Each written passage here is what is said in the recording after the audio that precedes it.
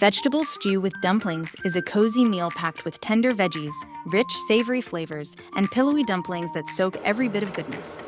It's easy to make and incredibly satisfying. Plus, you can whip this up in about 35 minutes with simple pantry ingredients. Start by sautéing onions, garlic, carrots, and celery.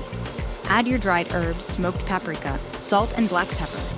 Stir around for about 30 seconds to toast and mix in the spices well. Scoot the veggies to the sides and make a little well in the center of the pot.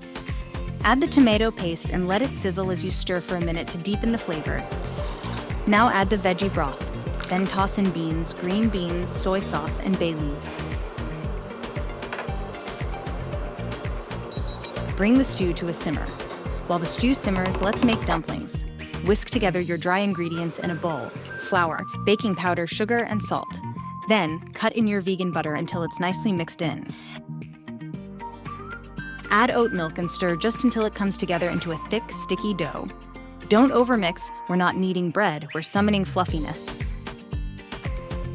Scoop about 2 tablespoons of dough per dumpling about the size of a ping pong ball. Drop them right onto your simmering stew.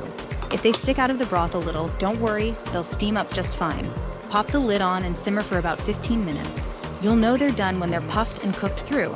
You can cut one open and check. Add peas and chopped parsley at the end so they stay fresh and bright. Stir gently.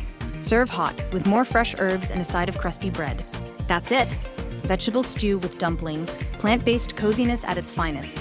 Visit nutsandtwigs.com for all the details.